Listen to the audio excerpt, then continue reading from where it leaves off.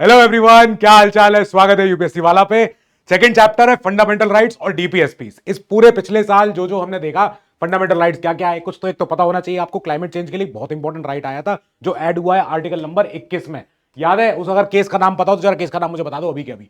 चलो, इसके बाद हम चलेंगे आगे चल के नेक्स्ट चैप्टर में आएगा वो हमारा पार्लियामेंट वगैरह होगा। ठीक है, तो हम देखेंगे ये जो दाढ़ी वाले भैया है इसके साथ साथ हम भी पढ़ाएंगे। ठीक है, इन्हीं की फोटो है। ये अच्छे लग रहे हैं, मैं अच्छा लग रहा हूं, देखते हैं नाउ। चलो, और जो भी आपको चाहिए हो, नोट्स वगैरह चाहिए हो, वैसे तो ये उड़ान देखो फ्री है ऑलरेडी, पर अगर आपको तब भी इसके नोट्स चाहिए कि साहब हमें तो यही पीडीएफ चाहिए, हमें नहीं चाहिए कुछ और, तो ठीक है भैया, यहां से ले लेना, कोई दिक्कत नहीं है। ओके, अब टेलीग्राम चैनल पे भी आप आ सकते हो। हम लोग बात भी कर रहे थे अभी, इस फ्राइडे को हमने लाइव लिया था, तो आपने काफी सारी अपनी प्रॉब्लम बताई कि हाँ साहब 70 दिन रह गए और ये सब इशू आ रहे हैं। तो इन सारे इशू 70 दिन के नहीं होने चाहिए। अगर बैच में एनरोल रहते, पूरे साल अच्छे से पढ़ाई कर रहे होते, अब जाके नोट्स वोट्स हाथ में होते, सब चीजें आपकी देखो प्रॉपर हो गई होती, तो 2026 के बच्चों के लिए, 2026 के इंग्लिश वाले बच्चों के लिए, इनके लिए भी बैचेस लाइव हैं, आप जाके देख सकते हो। तेजस, जो बच्चे इस साल अभी 2025 में अटेम्प्ट करेंगे, उनके लिए भी तेजस प्रोग्राम अभी लाइव है, आप आ सकते हैं और price is revealed now. You can check in the description box now. चलो चलते हैं अपनी कहानी पे। तो अब हुआ क्या, अब हम पढ़ेंगे इसमें फंडामेंटल राइट्स और डीपीएसपीस के इस पूरे साल 2024 खास तौर पे, और 2024 से लेके 2025 तक जोड़ लेता हूं मैं, हमारे अप्रैल मई तक का। तो जो भी जो आएगा करंट अफेयर वो मैं कवर कराऊंगा ही कराऊंगा। अभी इसमें जो है ये उड़ान 500 ही है। इसके बाद हो सकता है मार्च अप्रैल मई, तो इसके अलग अलग से जब आएंगे तो इनको फिर मैं टेकअप करूंगा और उसको आप तब अपना कर सकते हो। ठीक है, चलो अपना शुरू करते हैं कहानी। तो अपने पहले केस से शुरू करते हैं नाउ। क्या होता है, दिल्ली हाईकोर्ट इकलौती ऐसी हाईकोर्ट है जिसके हमेशा जो केस आप देखते हो वो बड़े बड़े केसेस होते हैं। क्यों? क्योंकि पहली बात तो दिल्ली जो है, देखो यहाँ पे सेंटर भी है, यहाँ पे स्टेट की, यहाँ पे देखो सारे बड़े बड़े ऑफिस भी हैं, और दिल्ली हाईकोर्ट में जनरली जो केस जाते हैं वो फिर काफी हाई लेवल हो जाते हैं, वोलेटाइल हो जाते हैं, सेंसिटिव हो जाते हैं। तो ठीक है, दिल्ली हाईकोर्ट ने अभी भी एक रूलिंग दी। रूलिंग क्या दी कि जो फॉरेनर थे, जो हमारे यहाँ देश में बाहर से आके रह रहे हैं, वो ये नहीं कह सकते कि नहीं साहब हमें तो यहीं ही रहना है। काहे रहना भैया, जब यहाँ के नहीं हो तो जाओ यहाँ से। और आर्टिकल 19(1)(e जो कहता है, आर्टिकल 19(1)(e हमारा इसलिए है जो हमें एक फ्रीडम देता है, freedom to reside anywhere, freedom to reside anywhere. अब ये जरा आप जरा एक्सप्लेन करो कि फॉरेनर अगर है तो उसको अधिकार क्यों नहीं होना चाहिए। ठीक है, जजमेंट आया था, जजमेंट आया, पहले ग्रिड पिटीशन गई थी हेबिस कॉर्पस की कि साहब ये पर्सन शख्स कहां है, किसकी कस्टडी में चला गया है, हुआ क्या है।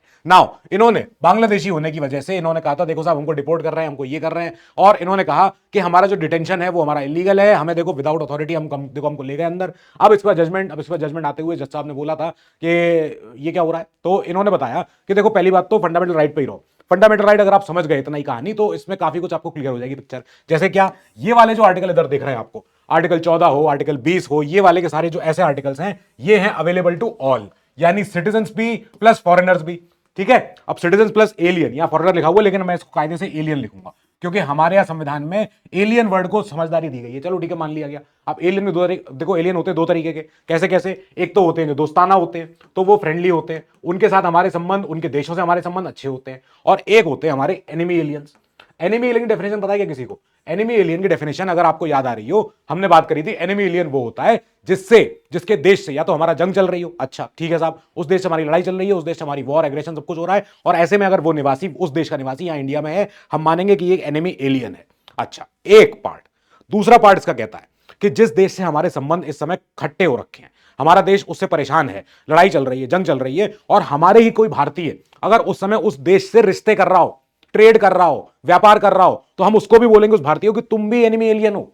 ये दोनों चीजें डेफिनेशन आती हैं फ्रेंडली एनिमी एलियंस की, सॉरी एनिमी एलियंस में। ठीक है, ओके। नाउ हमने कहा जब ये वाले आर्टिकल आप मानते हो, बड़े वाले आर्टिकल्स हैं, ये वो आर्टिकल्स हैं जो कि हर किसी के लिए है कि यार क्योंकि बिकॉज यू आर ह्यूमन, चाहे इंडिया के हो चाहे बाहर के हो, आपको इक्वालिटी मिलेगी, आपको प्रोटेक्शन मिलेगा in respect of conviction of offence. आपको मिलेगा आर्टिकल 21, आर्टिकल 21 का ए पार्ट मिलेगा जो क्या, राइट टू प्राइमरी एजुकेशन, मिलना भी चाहिए, जाहिर बात है। आर्टिकल 22 आपको मिलेगा अगेंस्ट द हमारा डिटेंशन।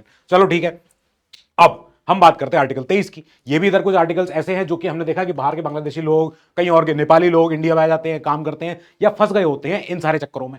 तो ह्यूमन ट्रैफिकिंग, बेगार, फोर्स लेबर, इनके चक्करों में पड़ गए हैं। नाउ चाइल्ड लेबर के लिए हम बोलते हैं, चाहे भारतीय बच्चा हो चाहे कहीं और का बच्चा हो, वो बच्चा है, पहली बात। ठीक है, हमने आर्टिकल 25 दिया क्योंकि अगर आप बाहर के निवासी हैं, आपका अगर कोई सेपरेट धर्म है, क्योंकि हम एक सेक्युलर देश हैं, हम मानते हैं कि हाँ साहब ठीक है, जैसे भी आपका धर्म जो भी है आपको पूरा करना है, फुलफिल करना है, आप अपना पूरा रिलीजन, आपके लिए पूरी सारी सब कोई पाबंदी नहीं है, आप आराम से कर सकते हैं। Freedom from payment of taxes also, कोई आपको प्रमोशन करना है अपने धर्म का, आप बिल्कुल कर सकते हो, बेशक कर सकते हो, हमारे इस चीज में कोई रोक टोक नहीं है। ठीक है, ये वाले आर्टिकल्स हमको दे दिए गए हैं किस चीज के लिए, कि कोई पर्सन हो, चाहे इंडिया का हो चाहे बाहर का हो। नाउ यहां बात करो नॉट अवेलेबल टू सिटीजन, यही हमारे दिल्ली हाईकोर्ट ने कहा कि साहब अगर, सॉरी, कि साहब अगर आप थोड़ी पिक्चर देख लेते तो आपको समझ में आ गया होता। आर्टिकल 15, आर्टिकल 16 जहां पे हम इक्वालिटी अपॉर्चुनिटी की बात करते हैं in matters of public employment, in matters of सरकारी नौकरियां, तो वहां पे हम ये नहीं कह सकते नहीं साहब किसी बाहर वाले को भी नौकरी चाहिए यहां पे, अरे यार पहले यही वालों को दे लें।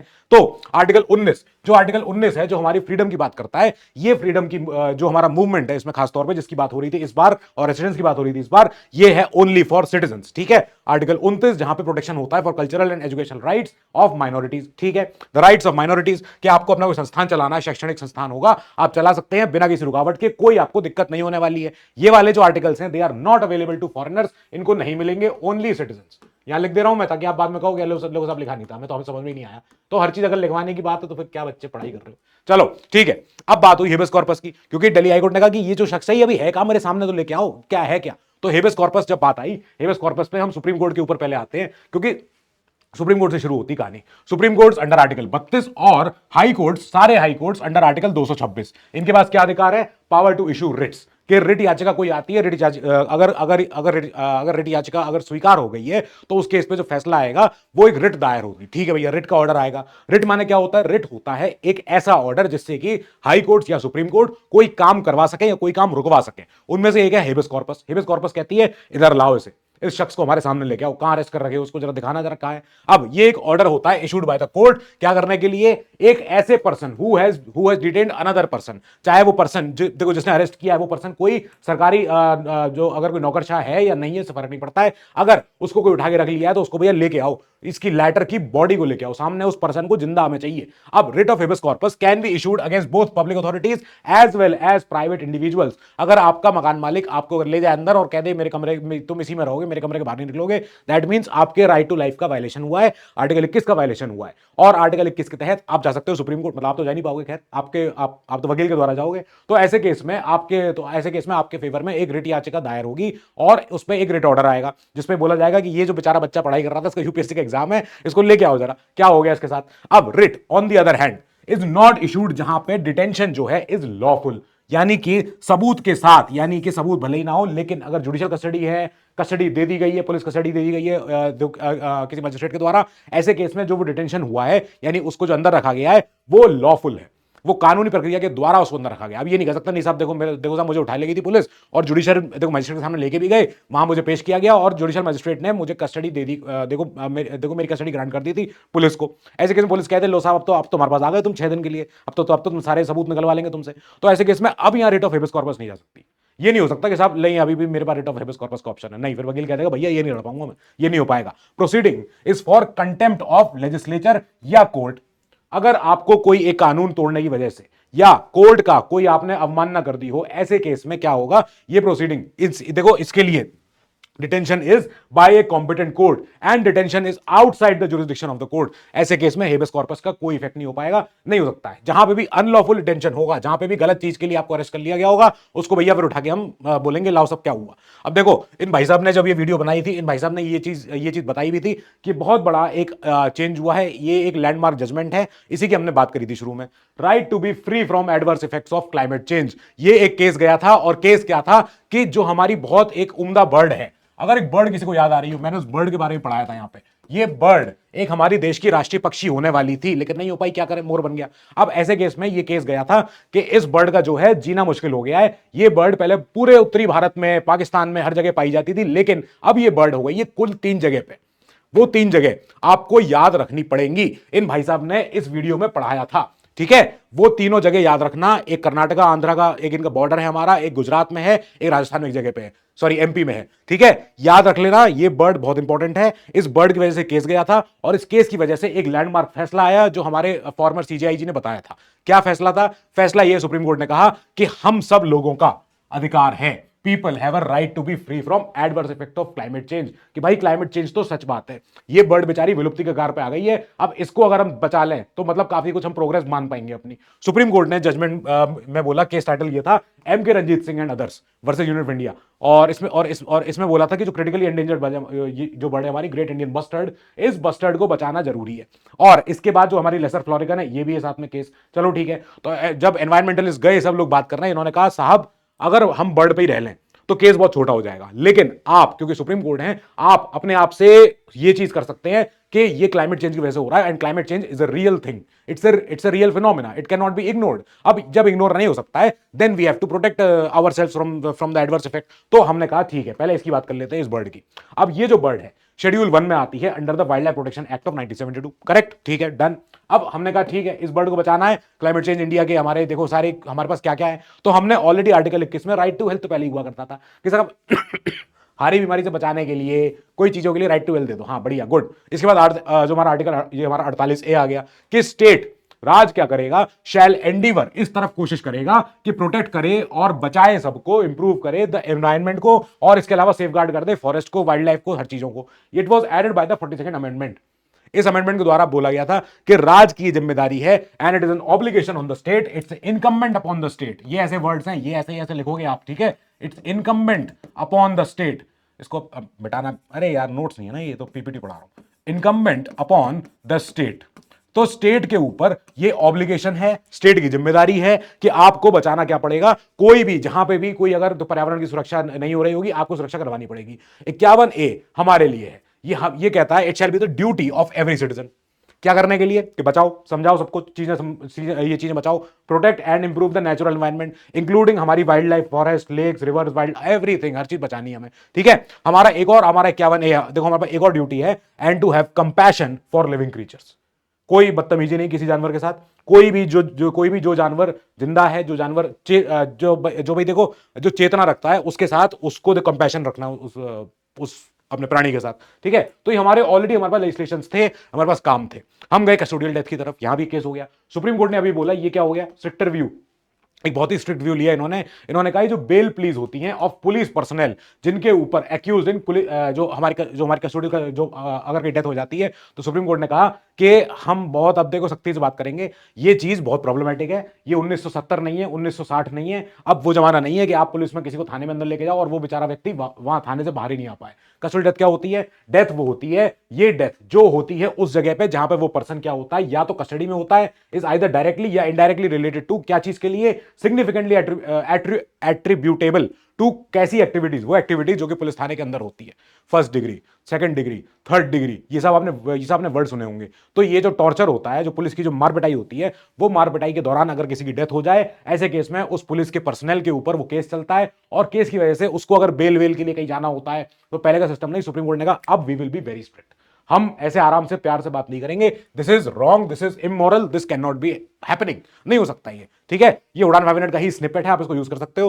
दो तरह की कस्टडी होती है हमारे यहाँ, पुलिस कस्टडी होती है, एक होती है जुडिशियल कस्टडी, ठीक है। अब पुलिस कस्टडी क्या होती है, पुलिस कस्टडी कहां से आई है, पहले ही समझ लो पर्पस क्या है इसका। इसका पर्पस है क्या करने के लिए, कोई इंफॉर्मेशन निकालनी है तो, या कोई केस के मामले में कोई कंप्लेन आई है कि साहब ये व्यक्ति एक्यूज्ड है, ये व्यक्ति आरोपित है, इस व्यक्ति पे आरोप लगा हुआ है। एक तो हर किसी को ना आज तक ये नहीं समझ में आया है, अगर जरा मुझे बताना जरा कितने लोग जरा लॉ की लैंग्वेज अगर जानते हो थोड़ा बहुत भी, तो उसमें आरोपी और आरोपित क्या होता है, ठीक है।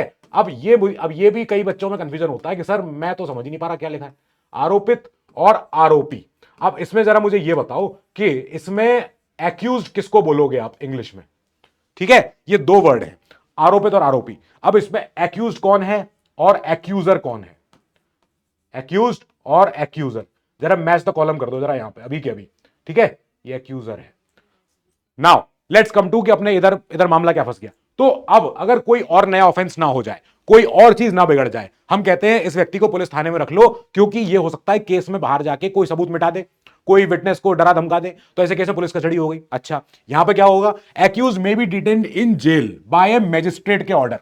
मैजिस्ट्रेट माने कोई ऐसा मैजिस्ट्रेट, कोई ऐसा व्यक्ति जो कि न्याय दे सकता है, जिसने कि ये देखा कि हाँ आपने इस एक्यूज को मेरे सामने पेश किया है, क्योंकि आप इसको उठा के लाए उस केस में, तो अब मैं ऑर्डर दूंगा कि इस व्यक्ति को आप बरी करो, या तो बेल मिले इसको, या फिर इस व्यक्ति को आप थाने में रखो। तो थाने में पुलिस कस्टडी में जाएगा या मजिस्ट्रेट की निगरानी में जुडिशियल कस्टडी में जाएगा। जब जुडिशियल कस्टडी होगी, जज साहब के ऑर्डर की वजह से वो व्यक्ति किसी जेल में होगा, दैट मीन्स उससे इंटरोगेशन करने के लिए, उससे पूछताछ कोई तहकीकात करने के लिए पुलिस को पहले जज साहब के पास आना पड़ेगा, तब जाके उस एक्यूज के पास जाएगी कि हाँ सर तो उससे कर ले पूछताछ। लेकिन अगर पुलिस कस्टडी दे दी गई, पुलिस कस्टडी मतलब क्या होता है, पुलिस के पास है, फिर तो सब चीजें सॉल्व हो जाएगी, फिर तो कोई दिक्कत ही नहीं, एकदम ला बता भाई क्या कब क्या किया तूने, बता पूरा लिख, आराम से लेंगे यहां बैठ के। तो कस्टडी जो होती है पुलिस के पास, या तो फिजिकल कस्टडी होगी, या कस्टडी जैसी होगी वैसी होगी। लोकेशन क्या होगी? लोकेशन यहां पे लॉकअप में होगा, थाने में होगा। इधर लोकेशन क्या होगी? इस भैया तो जेल्ड होगा या पुलिस कस्टडी में होगा बाय द मैजिस्ट्रेट। ठीक है भैया, जाने दो उसको। अब accuse is in the custody of the concerned magistrate. यहां पे पुलिस ऑफिसर इंचार्ज जो होगा ऑफ द केस, वो अपने आप से नहीं जा सकता उस एक्यूज के घर पे या उस एक्यूज से मिलने, उस एक्यूज के अगर कुछ भी करना हो। जुडिशियल कस्टडी में कोई व्यक्ति अगर अरेस्ट हुआ है, उसको लेके गए हैं, ऐसे केस में क्या होगा कि वो जो पुलिस पर्सनल है, जो इन्वेस्टिगेटिंग ऑफिसर है, वो व्यक्ति पहले जज साहब के पास जाएगा, बोलेगा जज साहब कल्लू पूछता है, साइन कर दो इस पे, आप करोगे साइन तो ही जा पाऊंगा, मैं नहीं तो नहीं जा पाऊंगा। तो ऐसे केस में जज साहब suspect without the approval of the court, कोई उससे पूछताछ नहीं होगी, कोई कुछ नहीं होगा। अब ड्यूरेशन क्या हो सकती है इसकी? पर्सन पहली बात तो अगर उठा के लाया गया अपने घर से 24 घंटे के भीतर, पहले तो वो जाएगा मजिस्ट्रेट के सामने पेश होगा कि हाँ साहब बताओ क्या क्यों अरेस्ट कर लिया इसे। अब इधर जज साहब फैसला करेंगे कि हाँ साहब क्या चार्जशीट है तुम्हारी, क्या है तुम्हारा इस पे चार्जेस क्या लगा रहे हो। तो ऐसे केस में तय होगा कि हाँ साहब मैक्सिमम पीरियड का 24 घंटे हो सकता है। जब पुलिस कस्टडी गई 15 दिन के लिए भी जा सकता है as a whole by the appropriate, कोई भी मैजिस्ट्रेट कोई भी अथॉरिटी दे सकते हैं, फिर तो कोई दिक्कत नहीं। जज साहब ने कर दे दिया maximum punishment, sorry not punishment but maximum detention of police custody, इतनी हो गई। अब बीएनएसएस में जो नई हमारी संहिता आई है, इसमें बोला गया बीएनएसएस, बीएनएस नहीं, बीएनएसएस माने क्या है? ये न्याय, ये किसके लिए? नागरिक सुरक्षा। ये सीआरपीसी का वर्जन है नया वाला। Now allows up to 15 days of police custody which can be authorized by in parts during the initial 40 या 60 days। शुरुआत के 40-60 दिनों में 5 दिन ले आए, 2 दिन ले आए, 4 दिन ले आए, 3 दिन ले आए, ऐसे कर करके मैक्सिमम 15 दिन एक बार में हो सकता है। या तो एक बार में कर दो पूरा 15 दिन, नहीं तो टुकड़े टुकड़े कर करके उठा के इसको लेते आओ। और 60 ऑफ द 60 या 90 days period of the judicial custody. ठीक है सर, ओके। इधर क्या कहानी है? Person is kept in jail until the court gives bail. तो गए जुडिशियल कस्टडी में कम से कम ये तो है कि हाँ जान बची रहेगी। पुलिस कस्टडी में तो गए तो क्या पता, we don't know what can happen. So maximum period of detention 90 दिन हो सकता है। Maximum period of detention of judicial custody 90 दिन। गए, भूल जाओ, 3 महीने के लिए अंदर। Where the investigation is related to offences. कैसे ऑफेंसेस? जो पनिशेबल हैं विद या तो डेथ या इंप्रिजनमेंट फॉर लाइफ या इंप्रिजन फॉर अपने 10 ईयर्स कठोर कारावास। ठीक है। अगर ऐसे केस में वो व्यक्ति कोई अगर उसने ऐसा ऑफेंस किया है जिसकी सजा ऐसी 2-3 हो सकती हैं, उसका मतलब है कि इसने बड़े ऑफेंस किए हैं। अब जज साहब की निगरानी में ये व्यक्ति जेल में रहेगा। ये व्यक्ति जेल में अगर है तो इससे पूछताछ करने के लिए जज साहब से मिलने आओ पहले।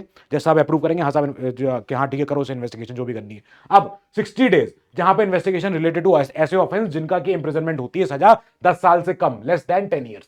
अगर 10 साल से कम वाले ऑफेंस की सजा है, सॉरी 10 साल से कम वाली सजा के ऑफेंस हैं, तो ऐसे केस में जो हमारी डिटेंशन होगी वो होगी 60 दिन 2 महीने के लिए। ठीक है, जाहिर बात है। ये क्लियर है? समझाऊं अभी भी? ये चीज क्लियर होनी चाहिए, कई बच्चों को इसमें कंफ्यूजन रहता है। ठीक है तुम्हारे लिए नॉलेज नगेट। नाउ अभी और है प्रोविजन कहां पे लिखे हैं? तो आर्टिकल 20 हमारा कहता है हम तो प्रोटेक्शन दे रहे हैं अगेंस्ट आर्बिट्रेरी अरेस्ट। अगेंस्ट क्या? Arbitrary and excessive punishment related to कोई भी एक्यूज पर्सन, वेदर सिटीजन हो चाहे फॉरेनर हो या लीगल पर्सन हो, जैसे कंपनी कुछ भी। आर्टिकल 21 भी कहता है पर्सनल लिबर्टी छीनी जा सकती है लेकिन only by procedure establish by law.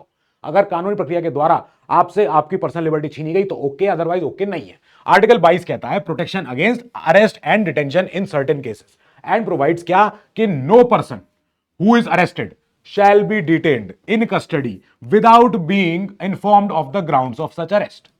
पता तो दो, उसका वकील क्या जाके लड़ेगा? वकील को पता ही नहीं है क्या करना है केस का। गाइडलाइन क्या गई सुप्रीम कोर्ट की? सुप्रीम कोर्ट का में केस गया था D K Basu versus state of अपना वेस्ट बंगाल, तो 1996 का केस था।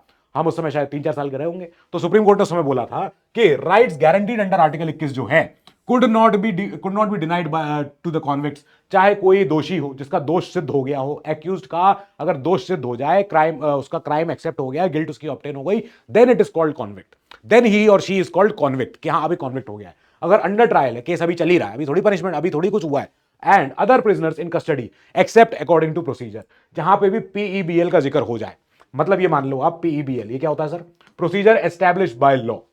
अब ऐसे केस में जहां पे प्रोसीजर तय हो चुका है कि साहब हाँ तरीका ऐसे था, क्राइम हुआ या ऑफेंस हुआ, अभी तो ऑफेंस कह लेते हैं इसको, या अभी इसको ऐसा मान लेते हैं कि हाँ ऐसा कुछ हमें दिख रहा होता हुआ, ये हुआ, पेश हुआ मजिस्ट्रेट के सामने, मजिस्ट्रेट ने जुडिशियल कस्टडी या पुलिस कस्टडी दे दी, पुलिस कस्टडी अपने जुडिशियल कस्टडी के दौरान इन्वेस्टिगेशन हुआ, तहकीकात हुई, आगे सारी कार्रवाई हुई, कार्रवाई जो हुई procedure establish bye law follow करते हुए हुई। ठीक है, इसके बाद सारा दोष सिद्ध करने के लिए सबूत, गुनाह, सारे जितने होते हैं हमारे, सब कुछ कोर्ट में पेश हुए। कोर्ट में जज साहब ने कहा यस प्रूव हो रहा है, दिख रहा है तो अरेस्ट करो। और इसके बाद मतलब अब क्या होगा? अब ऐसे केस में ये केस कंप्लीट हुआ, कैसा? ये केस अंडर ट्रायल का कन्विक्शन मिल गया, तो ऐसे व्यक्ति चाहे वो अदर प्रिजनर कैसे भी हो, चाहे जेल में है, अंडर ट्रायल है, बेल पे है, जो भी है, हम इनके पास कुछ इनके आर्टिकल्स हम देखते हैं, इनके पास हैं वो, और कोई इनसे वो छीनेगा नहीं। जब तक कि procedure established by law follow हो रहा है, बस तभी तक। Now guidelines by NHRC, human rights commission क्या कहता है? ह्यूमन राइट्स कमीशन कहता है इंटेरोगेशन, पहली बात तो जो तहकीकात हो रही है, should be conducted in a clearly identifiable place which has been notified for this purpose by the government. थाने में कर लो, जेल में कर लो, सामने बैठा के कर लो, कहीं और जाके कर लो, लेकिन क्लियरली आइडेंटिफाइबल प्लेस होनी चाहिए, कैमरा वैमरा चाहिए वहां पे, जो भी चीजें चाहिए। Interrogation location must be accessible and the arrested persons relatives जो हैं should be informed, must be informed of the venue कि कहां हो रहा है, देख तो लो क्या हो रहा है उसके साथ। अब interrogation methods must respect the right to life. जो तरीके होते हैं वो वाले तरीके, वो तरीके ऐसे हो जिससे कि आदमी की गरिमा नहीं टूटे। Right to life, dignity, liberty and protection against torture and degrading treatment. जो ऐसा ऐसा ट्रीटमेंट होता है जो हम सुनते हैं, पिक्चरों में देखते हैं, कहानियां, ये ऐसा वाली चीजें नहीं हो तो ज्यादा अच्छा है। अब आईपीसी क्या कहती थी? 302 कहती थी कि अरे साहब, police officer murdering N accused in custody shall be punished for कैसा ऑफेंस? Offence of murder. अब इधर हमारा सीआरपीसी क्या कहता था?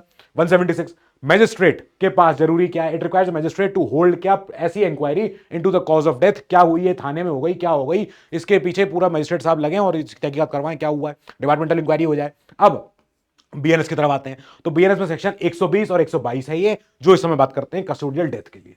ठीक है, क्लियर हुआ बात? यहीं पे ये चीज हो जाती है। मान के समझ में आ गई, ये तो इंपॉर्टेंट था। नाउ हाई कोर्ट ने, हमारे पटना हाई कोर्ट ने बोला कि ये क्या हो रहा है साहब, 65% कोटा इन बिहार, ये अच्छा, और क्या होता है, और क्या चीजें बची?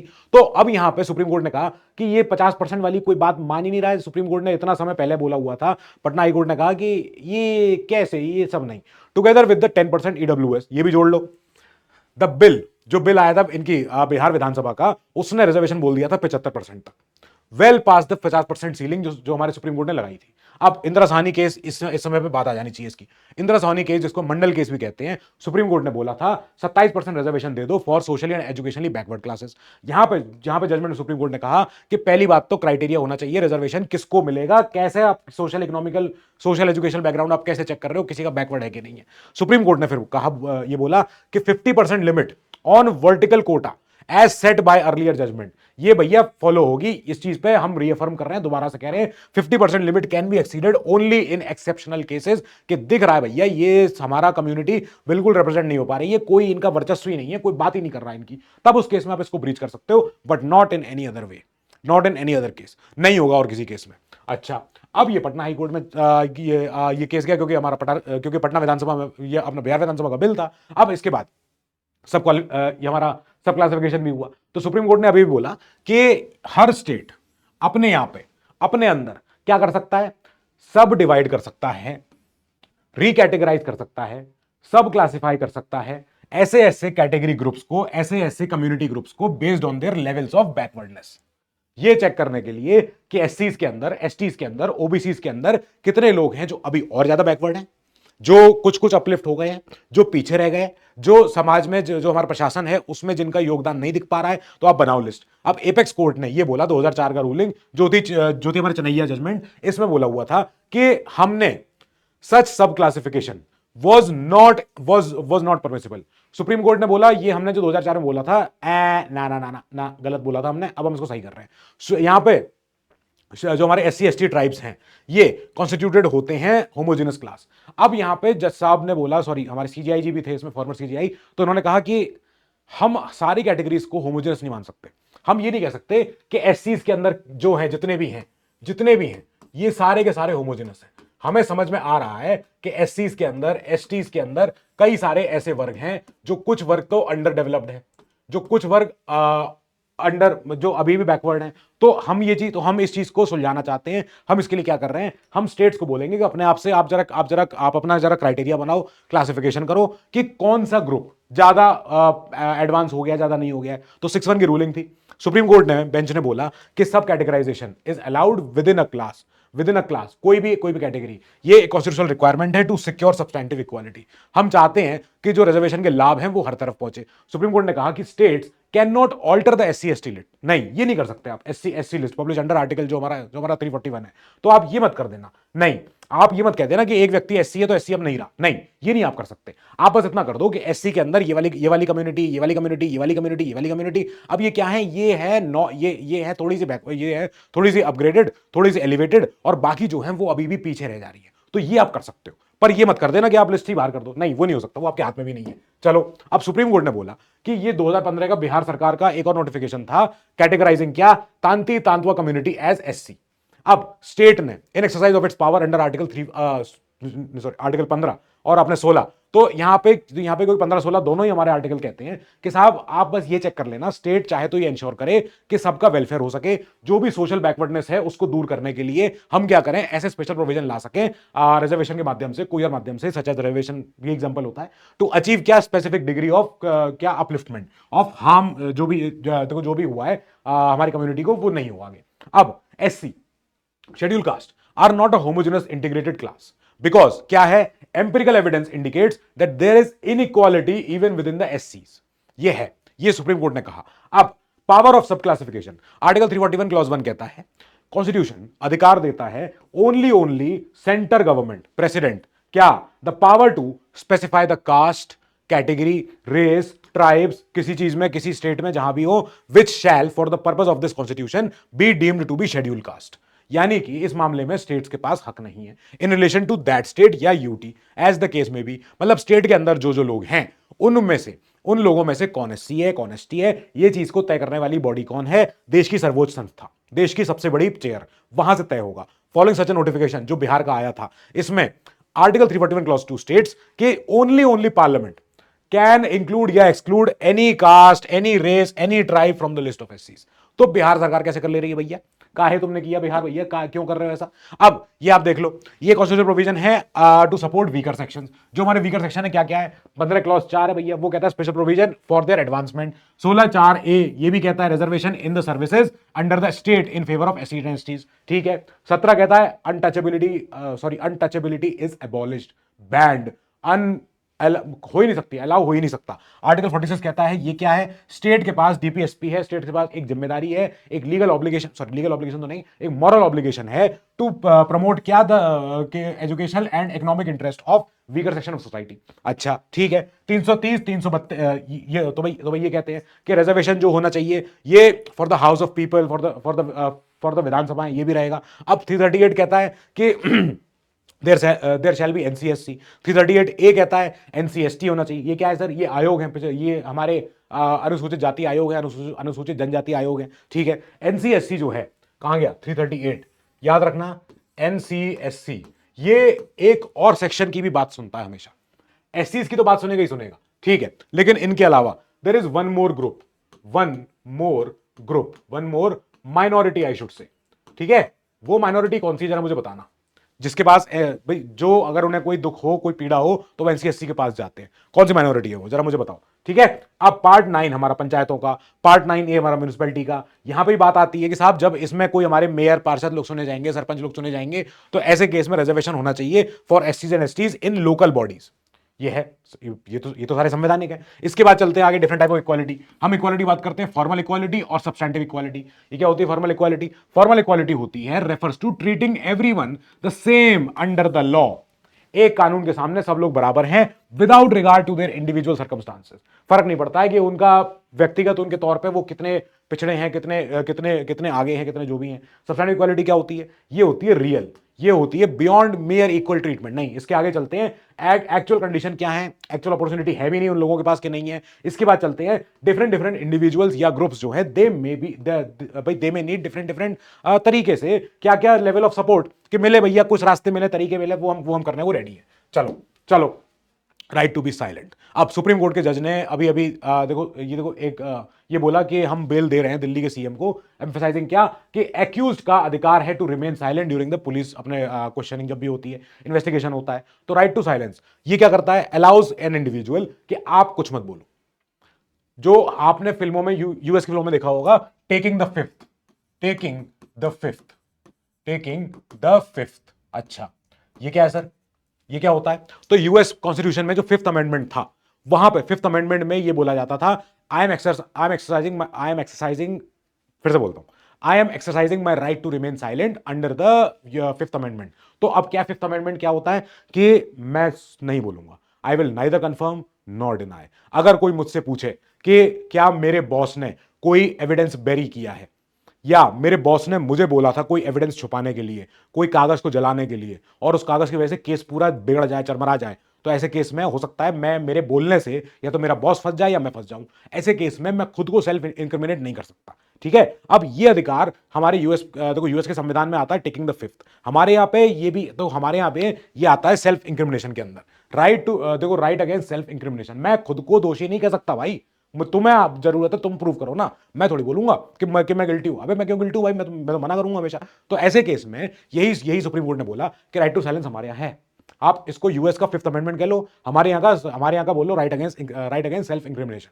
तो ऐसे केस में मैं खुद ही को दोषी कैसे कह लूं? मैं तो नहीं कह रहा। कोई मेरे से पूछे कि हाँ साहब तेने किया था क्या, मैं कहूंगा I will neither confirm not deny, मैं बोलूंगा ही नहीं, कुछ नहीं बोलूंगा। यानी कि ensuring they can not be force to testify against themselves, अपने ही खिलाफ बयान नहीं दे सकते, वेदर इन कोर्ट और ड्यूरिंग पुलिस क्वेश्चनिंग, कभी किसी समय पे भी। And applies only to those accused जो भैया उस क्राइम में सम्मिलित हैं, जो भी लोग हैं। ठीक है, तो ये चीज बड़ी इंपॉर्टेंट थी, बड़ी अच्छी बात है ये। अब एक्सेप्शन क्या है इसमें क्योंकि ये आर्टिकल 20 जो है, आर्टिकल 20 इसी चीज का प्रोटेक्शन देता है। 20 क्लॉज 3 कहां पे अवेलेबल नहीं है? जहां पे पर्सन बीइंग क्वेश्चन जो है कस्टम्स एक्ट में या तो परेशान हो, कस्टम्स एक्ट में पकड़ा गया हो, या फॉरेन एक्सचेंज फेमा एक्ट में पकड़ा गया हो, या खुद विटनेस हो। 3 जगहों पे ये एप्लीकेशन नहीं होता है इस सेल्फ इंक्रिमिनेशन का। This is because the person is not considered an accused in these cases. आप एक्यूज नहीं हो, आपसे तो पूछा जा रहा है ना, बता दो यार ऐसी क्या बात है कि तुमने सामान लेके आए हो, तुम दुबई से घड़ी लेके आए हो, तुम वहां से हांगकांग से आईफोन लेके आए हो, ले आए तो बता दो, ऐसी कौन सी बड़ी बात है, हो जाएगा सही बात में। तो अब इस चीज में अगर आप बता दोगे तो तो आपको हम ये नहीं कह रहे कि साहब आप तो एक्यूज हो गए, काहे के एक्यूज हो, आप तो विटनेस हो। तो ऐसे केस में मैंने कहा गांधी केस भी हुआ, ये 1978 का केस था। आर्टिकल 21 मैंडेट्स करता है एक फेयर, जस्ट और इक्विटेबल क्या चीज, प्रोसीजर इन क्रिमिनल केसेस। ये रहेगा ही रहेगा। अब आर्टिकल 20 की बात कर लेते पूरे के पूरे की। तो आर्टिकल 20 क्या कहता है? आर्टिकल 20 कहता है आर्बिट्रेरी और एक्सेसिव पनिशमेंट से तो मैं बचा रहा हूं।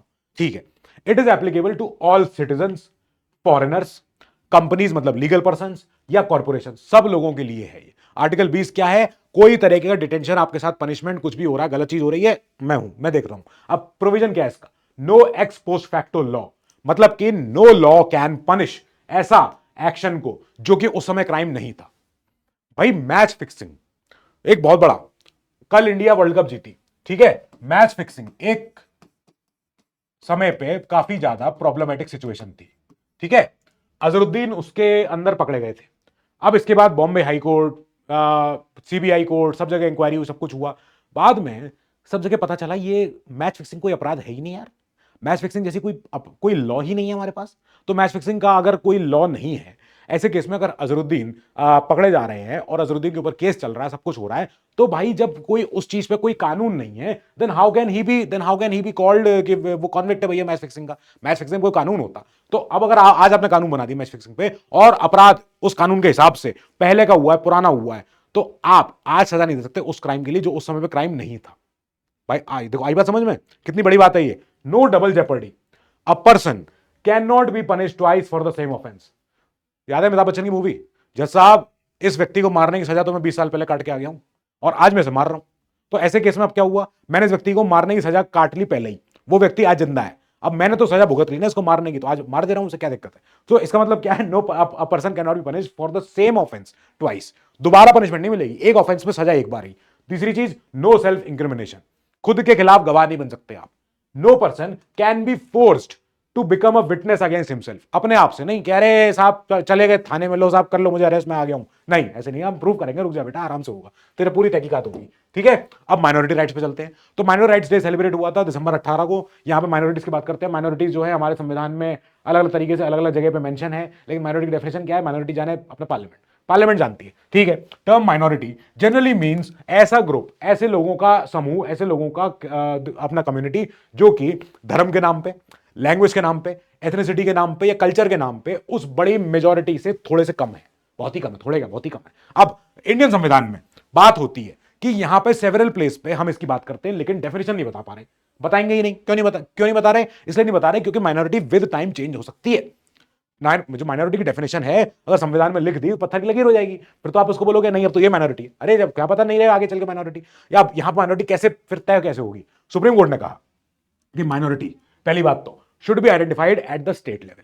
स्टेट लेवल कैसे होगी? For instance Hindus are minority in states like कहां पे, पंजाब में, certain parts of north eastern religion और जम्मू कश्मीर में, they can therefore be eligible for minority rights in these areas. तो इन जगहों पे हो सकते हैं। इसकी हमने पहले ही बात करी थी एक बार। तो माइनॉरिटी अगर मैं आपको बोलूं, जैसे मान लेते हैं मैंने ये दो स्टेट है, ठीक है, ए और बी। अब यहां पे एक व्यक्ति है जो इतने इतने इतने इतने इतने जगह पे रहते हैं, ठीक है। अब यहां पे कोई एक बड़े लोग भी रहते हैं, ये लोग हैं, ठीक है। अब ये भी लोग हैं वही, ये भी लोग हैं वही, ठीक है। अब ऐसे केस में दिख रहा है हाँ साहब जो लाल वाले हैं वो कम है।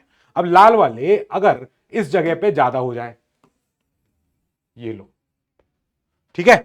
अब ऐसे केस में नहीं, अभी भी ज्यादा नहीं दिख रहे हैं, अब दिखेंगे ज्यादा, ऐसे बना दिया मैंने। तो अब ऐसे केस में क्या हुआ, इन दो स्टेट्स में आप देखोगे हरा कलर यहां पर है, हरा कलर यहां पर है, हरा कलर यहां पर है। अच्छा, अब ऐसे केस में हम बात कर रहे हैं कि हाँ साहब इस वाले स्टेट में लाल जो लोग हैं वो कम है, इस वाले स्टेट में लाल लोग ज्यादा है। तो यानी स्टेट वाइज डिपेंड करेगा। अब हमारे संविधान के हिसाब से हमारे यहां पे 6 तरह की माइनॉरिटी जो हैं वो ऑफिशियली रिकॉग्नाइज्ड है। क्या क्या? Muslims, Christian, Sikhs, Jain, Buddhist, हमारे पारसीज। जैन जो है लेटेस्ट ऐड हुए थे 2014 में, ठीक है साहब, ओके। ये क्या हो रहा है, इसको पेन क्यों नहीं चल रहा है इसका? इसको तो कुछ ना कुछ होता ही रहता है।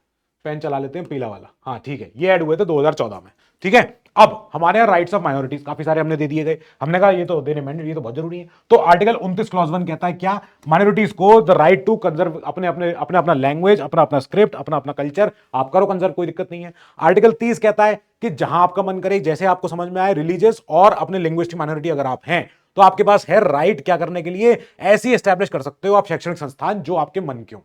एडमिनिस्टर एंड एस्टैब्लिश बोथ, आप बना भी सकते हो, एस्टैब्लिश अपने कर सकते हो और एडमिनिस्टर भी कर सकते हो educational institutions of your choice, जहां पे आप एजुकेशन इंपार्ट करोगे अपने उस शैक्षणिक संस्थान में।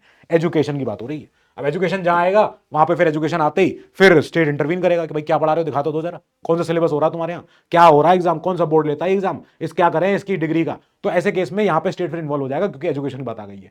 अब आर्टिकल 30 क्लॉज 2 कहता है कि स्टेट के पास यह हक नहीं है कि डिस्क्रिमिनेट करना ऐसे माइनॉरिटी संस्थानों को अगर उनको पैसा चंदा चाहिए, यूजीसी ग्रांट चाहिए, कुछ भी स्टेट की तरफ से चाहिए, तो वो पैसा देने से आप मना नहीं कर सकते, नहीं नहीं साहब तुम तो धार्मिक हो, तुम अपने कराओ, नहीं नहीं ऐसा नहीं हो सकता, ठीक है। 350A 350B ये क्या कहते हैं कि प्राइमरी एजुकेशन जो होगी छोटे बच्चों की, क्लास 1 टू लेके क्लास 5 तक, तो ऐसे जो छोटे बच्चे हैं अगर ये एजुकेशनल अपने एजुकेशन पाने निकले हैं और ये बच्चे खास तौर पे उस माइनॉरिटी वर्ग से आ रहे हैं, तो ऐसे केस में क्या होगा, जो भी इनकी एजुकेशन होगी वो मदर टंग में तो इनको मिल जानी चाहिए, कोई ना कोई रास्ता निकालो। फॉर एग्जाम्पल कर्नाटका में हुआ था ये, ठीक है। अब यहां पे क्या हुआ कि साहब मदर टंग में अगर पढ़वाना है और कोई बच्चा वहां पे माइनॉरिटी है उस स्टेट में, वो वहां की कन्नड़ भाषा नहीं बोलता है, दैट मींस उस बच्चे को अब अपनी होम टाउन की मदर टंग में पढ़ना है तो वो पढ़ सकता है, उसे कोई रोके नहीं। और उसको रोकने से बचाने के लिए there is a special officer also for linguistic minorities. इनका ऑफिस पता है कहां है स्पेशल ऑफिसर का लिंग्विस्टिक माइनॉरिटीज के? कहां पर है? इन्हें हम बोलते हैं CLM, commissioner for linguistic minorities, ठीक है। ये संवैधानिक पद है ये। नाउ इंस्टीट्यूशन सपोर्ट मिलता है इनको, एस्टैब्लिशमेंट ऑफ बॉडीज कैसी कैसी, NCMEI, तो हमारा नेशनल कमीशन फॉर माइनॉरिटीज हो गया, national commission for minority education institution हो गया। ऐसे हमारे संस्थान हैं जो कि इसलिए बनाए गए हैं, आयोग हैं, ताकि ये देख सके माइनॉरिटीज के जो संस्थान है वो बढ़िया वो चल पा रहे हैं कि नहीं चल पा रहे, कोई दिक्कत तो नहीं आ रही है, और दिक्कत आ रही है तो उनका निवारण भी कर सके, ठीक है। तो हमारे क्या बना, हमारे नेशनल माइनॉरिटीज अपना डेवलपमेंट एंड फाइनेंस कॉर्पोरेशन बना, ठीक है। फिर मौलाना आजाद एजुकेशन फाउंडेशन बना, फिर स्टेट माइनॉरिटी कमीशन बने, फिर वक्फ बोर्ड बना। इस पर चर्चा अभी चली रही है, चलो ठीक है।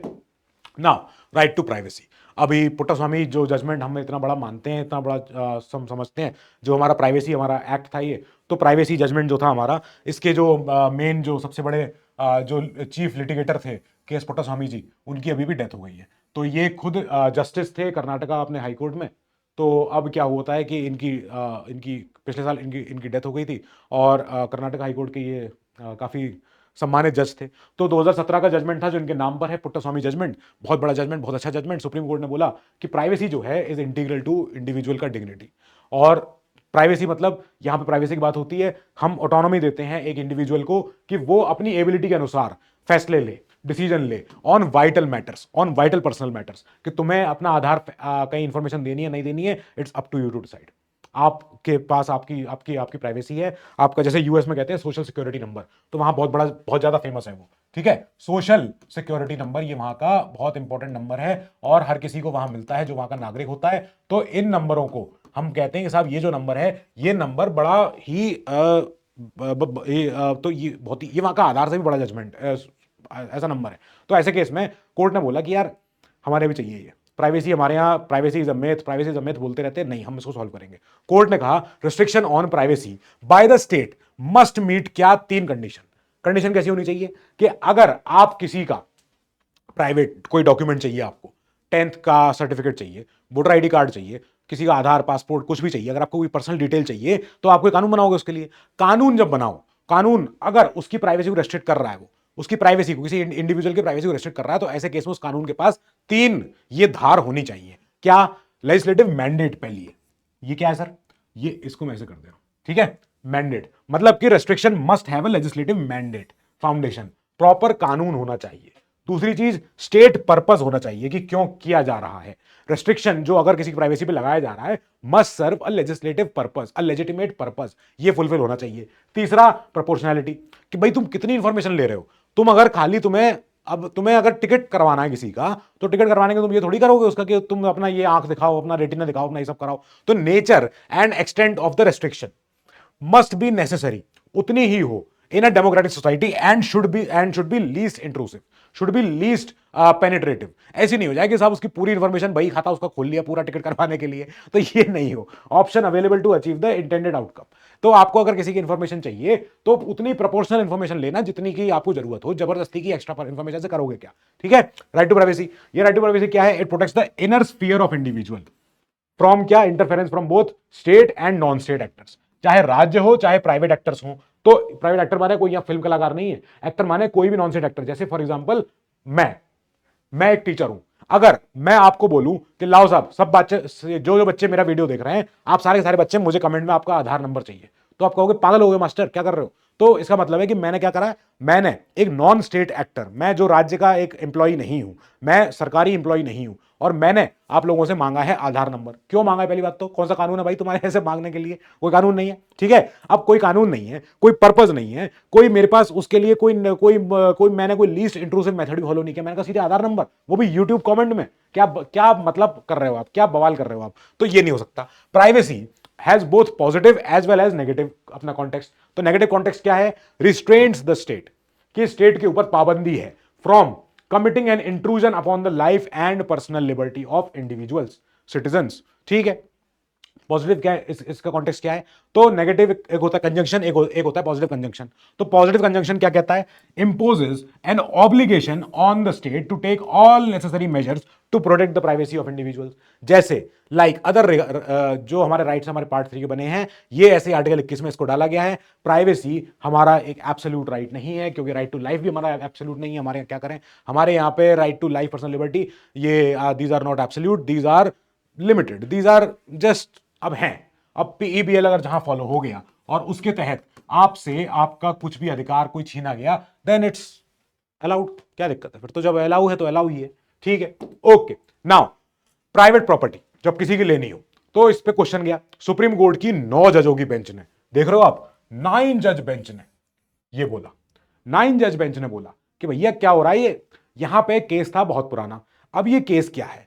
केस था, सुप्रीम कोर्ट ने बोला कि अगर आप किसी की प्रॉपर्टी, मटेरियल रिसोर्स, इस पे मैंने बात भी करी थी, आपको मैंने वीडियो बनाई थी, और मैंने बात ये बोली थी कि अगर आप किसी प्राइवेट प्रॉपर्टी ले रहे हो, ठीक है, मेरा घर है, मेरे घर के बाहर मेरा आंगन है, मेरा कोई गार्डन है, कुछ भी कह लो, लॉन है, कुछ भी, जहां घास वास कुछ भी लगती है, तो अगर उस जगह से हाईवे गुजरने के लिए वो जमीन मेरी चाहिए, तो पहली बात तो मुझे जमीन लेने के लिए मेरे को सरकार को पैसा देगी। सरकार बोलेगी दे रहे हैं पैसा, ले लो 200 रुपए। मैं कहूंगा 200 रुपए बस? क्या हाँ, और क्या, इतना ही देते हैं हम। तो यहां पे ऐसे केस में क्या होगा, सुप्रीम कोर्ट में जाऊंगा मैं। सुप्रीम कोर्ट में जाके मैं बोलूंगा देखो साहब क्या किया इन्होंने, मेरा तो ये 100 गज का मेरा घर है, उसमें से मेरा 20 गज का मेरा आगे वो था आंगन, और उस पर कह रहे हैं कि हम 200 रुपए दे देंगे 20 गज के लिए। तो सुप्रीम कोर्ट कही क्या हो रहा है ये। तो ऐसे केस में क्या हुआ है, मतलब कि एक कॉमन गुड के लिए, एक बड़ी चीज के लिए, एक बड़े ग्रेटर गुड के लिए, greater good for greatest number, हमेशा जब भी आप एथिक्स के आंसर ढूंढना, greater good for greatest number, for greatest number, ठीक है। अब ऐसे केस में हम ये देखते हैं, अगर किसी का अहित हो रहा है पर कम लोगों का अहित हो रहा होगा, तो हम ऐसे केस में उस चीज को अलाउ कर देंगे। हम देखेंगे अगर ज्यादा का भला हो रहा है, ग्रेटर गुड है, बड़ी चीज हम उससे हासिल करने वाले, उससे किसी छोटे का बलिदान हो रहा है, दे दो, कर दो बलिदान। क्योंकि कहते हैं ना शायरी मोहब्बत का खून मांगती है, तो अब शायरी क्योंकि ग्रेटर गुड है, बड़ी चीज है, उससे ज्यादा लोगों तक बात अपनी पहुंचा सकते हो, ज्यादा लोगों को एजुकेट कर सकते हो, तो शायरी में अगर मेरी मोहब्बत का खून हो रहा है, होने दो, बस वही चीज है। ठीक है, अब समझ में आई। तो एक कम्युनिटी गुड, अगर कम्युनिटी के इंटरेस्ट के लिए कोई चीज हो रही है, उस चीज को, प्राइवेट प्रॉपर्टी को लेना क्या स्टेट का अधिकार है कि नहीं है। अब 9 जज बेंच में property owners association versus state of Maharashtra 2024 में held that all private properties can not form part of the material resource of community, कि सारी तरह की प्राइवेट कम्युनिटी अपनी property can not become part of material resource. यहां पे part 4 जो DPSP हमारा स्टेट को ये चेताता है, ये बात बोलता है कि आप ध्यान रखना, ownership and control of material resource of the community are so distributed, जिससे कि क्या हो, to subserve the common good. मतलब कि आर्टिकल हमारा जो 39B है वो सिंपल भाषा में ये कह रहा है, स्टेट के लिए, राज्य के लिए, इंडिया एज अ होल या यूपी एज अ होल या कोई भी स्टेट, यहां पर किसी बात कर लो आप, ठीक है।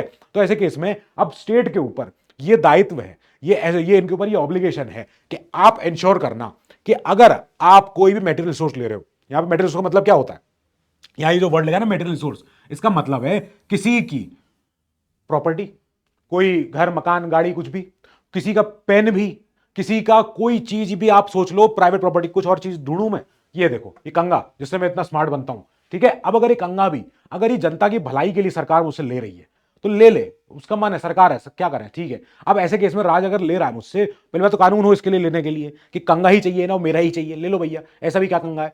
अब अगर ये कानून चाहिए, अब अगर ये चाहिए इन्हें, तो पहले बात तो कानून आए इसके लिए, कानून आएगा, मुआवजा मिलेगा, सब कुछ होगा, और सरकार इस कंगे का ओनरशिप संभाल लेगी, सरकार इस कंगे को मैनेज करेगी, ओनरशिप कंट्रोल सब चीज रखेगी। मटेरियल रिसोर्स है, ये जनता की भलाई के लिए आ रहा है, ठीक है। और इसको जब इसके रेप्लिका बनेंगे, इसकी कॉपी बनेगी, इसके मल्टीपल इसके ऐसे प्रोडक्ट बनेंगे, तो जनता की भलाई के लिए बनने चाहिए। यहां पे जो लिखा हुआ है, as best to subserve the common good, जनता की भलाई आ जानी चाहिए, ये है संवैधानिक एक दायित्व जो हर सरकार के ऊपर रहेगा। अच्छा, अब material resource of the community, ये चीज मान लेते हैं इसको, अभी ये सरकारी हो गया है, इसको हमने सरकार को बेच दिया है, ठीक है। Refer to wealth and resource within a society, जो सोसाइटी में है, ठीक है, हमारे आसपास है। Now state must fairly distribute as required by article 39B of the constitution under DPSP, ठीक है भैया। तो इसका मतलब है कि अब सरकार जब उससे ये लेगी, बदले में इसके कुछ दे ना दे वो सरकार के ऊपर है, वो उसके बाद लड़ाई अलग चलेगी, लेकिन जब इसको संभाल ले सरकार इस कंगे को, तो इस कंगे को संभालने के बाद सरकार बोलेगी कि हाँ, अब इसका एक वाला जो दांत है ये मैं दूंगा यूपी में, अगला दांत है वो दूंगा बिहार में, अगला तीसरा दांत है वो दूंगा महाराष्ट्र में। क्या पता है सब महंगा कंगा है, क्या पता, ओहो क्या ही चीज है ये। तो ऐसे केस में इस कंगे को सरकार बोलेगी कि हाँ, ये तो बहुत बढ़िया चीज है, देखो मैंने बाल भी काट लिए, अभी कंगा हो गया महंगा, अभी कंगा हो गया 50 करोड़ का, ठीक है, मैंने बाल काट लिए इससे, चलो ठीक है, मजाक कर रहा हूं सब। नाउ चलते हैं, कॉन्टेक्स्ट बेस्ड क्या है इसका अप्रोच टू मटेरियल रिसोर्स, ये होनी चाहिए। अब यहां पे जो ये 9 जजेस थे, इन्होंने काफी समय से इस पे सुनवाई करी, काफी समय से, सोच रहे हो 9 जजेस की बेंच है ये, 9 जजेस की बेंच, इतनी बड़ी बेंच ने फैसला किया कि भाई पहली बात तो मटेरियल रिसोर्स पे आओ, हर चीज को तहकीकात करेंगे, अच्छे से पढ़ेंगे समझेंगे। तो आर्टिकल 39B की डेफिनेशन में जो मटेरियल रिसोर्स है, पहले उस पे आ जाते हैं। Material resource factors for distribution, हमें याद रखना है कि भैया मटेरियल रिसोर्स पहले तो क्या है, the nature and inherent characteristic of the resource. याद रखना कि वो क्या है, वो कंगा जो है, कोई कोयला हो सकता है, कोई बिल्डिंग हो सकती है, कोई लैपटॉप हो सकता है, कोई चार्जर हो सकता है, कोई मेरे आईफोन का चार्जर है, किसी चीज का ऐसा कोई चीज है, तो आप समझो उसको। Is it essentially for community welfare, जरूरी है बहुत ही ज्यादा। द डिग्री ऑफ स्कैरसिटी, कितना ही ऐसी किल्लत है उस कंगे की, कितना बड़ा काम हो गया है। Consequences of its concentration in private hands, अगर ये मेरे ही हाथ में रहेगा तो क्या मैं ही हैंडसम लग सकता हूं, अगर ये कईयों के हाथ में चले जाए तो क्या सब हैंडसम लगेंगे। तो आप सब चीजें ये चेक करो, आप ऐसे अगर फिनोमेना से अगर आप टेस्ट कर रहे हो, ये सबसे जरूरी है। नाउ एग्जांपल क्या क्या जैसे घर हो गए सबके, गाड़ियां हो गई सबकी, ठीक है, could not be classified as resources for the community merely because सरकार को चाहिए वो, merely because they are privately owned, नहीं। अब resources that may qualify include क्या, फॉरेस्ट होंगे, पॉन्ड्स होंगे, माइंस होंगी, खदानें होंगी, मिनरल्स होंगे, इवन इफ प्राइवेटली हेल्ड। यहां पे रिसोर्स की बात करो आप, कौन से रिसोर्स को आप बोलते हो कि हाँ साहब ये कम्युनिटी के लिए आएगा, ये नहीं आएगा, ठीक है। अब चलो राइट टू प्रॉपर्टी, जब ये केस गया तो इसलिए तो गया था कि भाई प्राइवेट प्रॉपर्टी है, वो मेरी प्रॉपर्टी है, मैंने कमाई, मैंने उगाई, मैंने बचाई उसको, संजोया मैंने उसको, तो ऐसे केस में मेरा फंडामेंटल राइट है उसके ऊपर। वेल था, हुआ करता था, ठीक है। अभी क्या है, करंट स्टेटस कहता है, जरा चलो 1978 में 44th अमेंडमेंट आया था, तो अब 44th अमेंडमेंट में इसको डाल दिया हमने उठा के आर्टिकल 300A में। पहले 19(1)(f हुआ करता था ये, अब 19(1)(f हुआ करता था, हमने कहा 19(1)(f तो यार बहुत परेशान कर रहा है यार, तो अब क्या हुआ, क्योंकि हमारा आर्टिकल 31 था, हमारा राइट टू प्रॉपर्टी, 19(1)(f था हमारे पास, तो आर्टिकल 31 का तो एबीसी आ गए तीनों अपने पहले अमेंडमेंट में, और बन गया 9 शेड्यूल। याद आ गई पुरानी कहानी। अब 9 शेड्यूल बनते ही हमने क्या कहा, राइट टू प्रॉपर्टी को हम क्या कर सकते हैं, बाईपास कर सकते हैं। अच्छा ठीक है, अब हमारे पास पुरानी जजमेंट है, रंगनाथ रेड्डी केस, तो यहां पे सुप्रीम कोर्ट ने बोला था material resource of the community का मतलब क्या है, to include all national wealth, whether private या पब्लिक, चाहे किसी के हाथ में हो, किसी कुछ लोगों के, चाहे सरकारी हो, फर्क नहीं पड़ता है। सजेस्टिंग क्या कि such resources should serve the purpose of common good. अब ये इंटरप्रिटेशन जो था वॉज रिलाइड अपॉन सब्सिक्वेंट कई सारे केसेस, जैसे क्या, संजीव कोक मैन्युफैक्चरिंग कंपनी।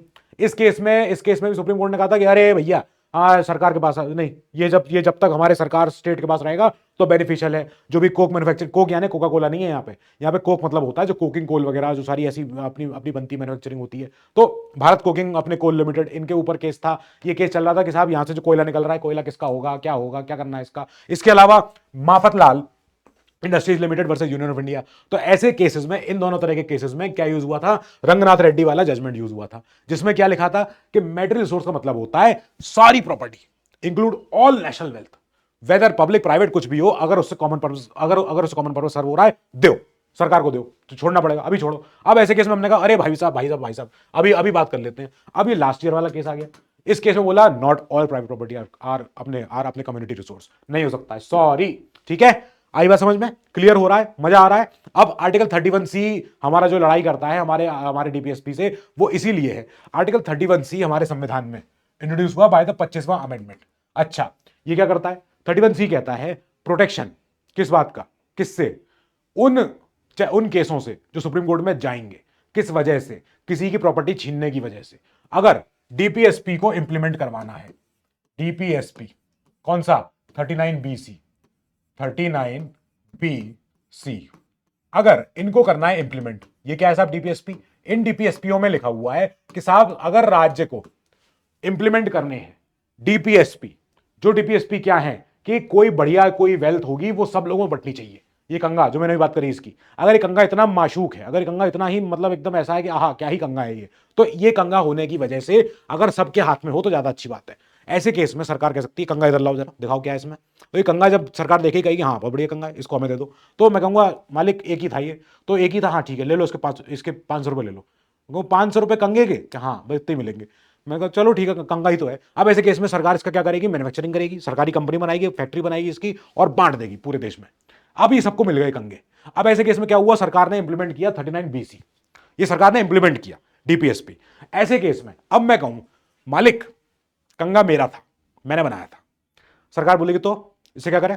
मैंने कहा तो मैंने बनाया था, तो मेरी प्रॉपर्टी है, और अगर तुमने मेरा कंगा लिया है, भले ही मुआवजा दिया, कम दिया, ज्यादा दिया, वो अलग बात है, पर तुमने मेरी प्रॉपर्टी ली है, तो ऐसे केस में we will fight you in court. सरकार बोलेगी इधर आ बेटा, बहुत तुझे लॉ आता है, इधर देख मेरा लॉ। आर्टिकल 31C इसीलिए है।